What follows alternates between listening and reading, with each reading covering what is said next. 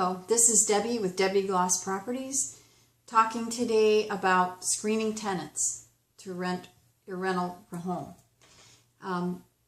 Prior to showing the property, you're going to place an ad and you're going to get inquiries. During those inquiries, you can ask questions to qualify or disqualify a tenant. The first question you could ask is, why are you moving? If they're most likely going to tell you the reason, which is closer to school, work, family, or they're relocating, those are all valid. However, if they state that they are having a landlord dispute, you want to check into that further. That is something that you don't want to just assume that what you're hearing is right. And also you want to ask who will be living at the property. If you have a one-bedroom condo, 4 people moving in there would be a problem. And if they have any pets, if you're asking and accepting a pet, you're asking them what breed. If it's a bully breed, you don't want to accept that pet because that is a insurance risk as well as a bite risk. If it's an acceptable pet, however, you would be asking them for a pet bite policy, what breed it is, of course, and a pet bite policy. Tell them up front when they move into the property, you're going to need that along with their renter's insurance. And also you want to make sure that you get the vet records for that pet. Make sure they're current. If it's a service dog, any breed of a service dog would need to be accepted. So when you're looking to move is another question, and they could tell you 2 to 3 months out. Well, if your property's vacant, you really don't want to wait on them. What you could say to most people, if it's vacant, 2 to 3 weeks, and even if there's overlap with their current landlord, most of the time people will accommodate you on that front.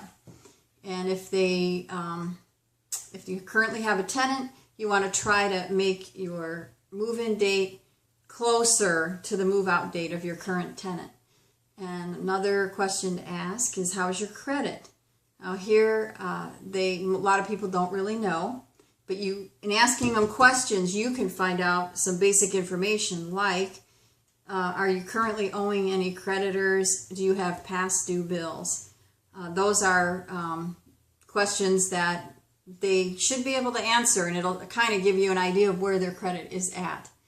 And during the conversation, if you hear the word "we're going to file," or "we're considering filing bankruptcy," or "we're going to be filing bankruptcy," that would be a problem, because that's going to be a costlier, if you had to evict, it would be costlier, as well as take longer to file and get them out if you needed to. So asking these questions up front, it could save you countless trips, and it actually helps you to qualify them prior to showing. So one more thing to remember is to be aware of fair housing laws. And you could make a statement unintentionally that could be, or do an act that could be perceived as discriminatory, and you really didn't even realize you were doing it. So be aware of those. Verify the work income once you've run the credit in criminal, and know that you can ask them to give you a pay stub. It usually has a year to date on it, and if it's an independent person, independent contractor, or a business person, a company owner, they should be able to provide you with a Schedule C or a 1099 to show their annual income. So if you had any other questions, you would have their employer phone number, and you can go ahead and call the employer, and if you could ask additional questions about the employment.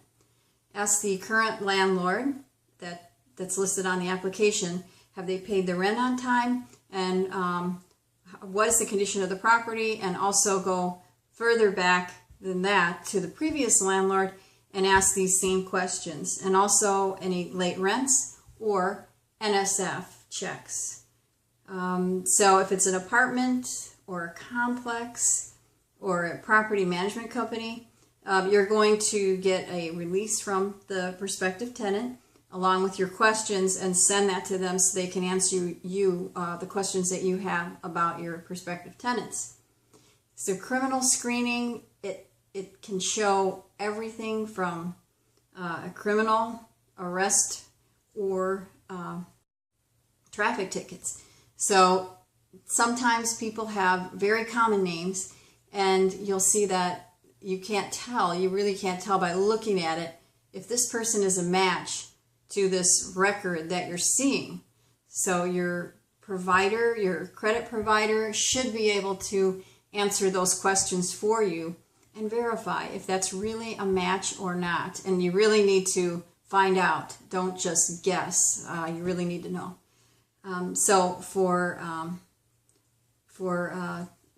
tenants, if you're running the application right there with them at any time you're taking an application, you want to let them know about how long it's going to take you. You want to really hurry it up on processing and getting the application finalized.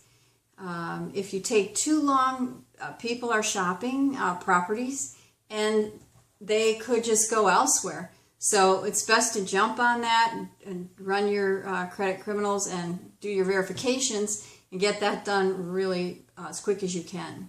If you're not able to move forward with your prospective tenants, then what you want to do is send them a letter stating why they were not accepted and give them the number and the name of the creditor and the credit agency that you ran the criminal and credit with, and that way they can call them and verify with them what it was on their report that was negative.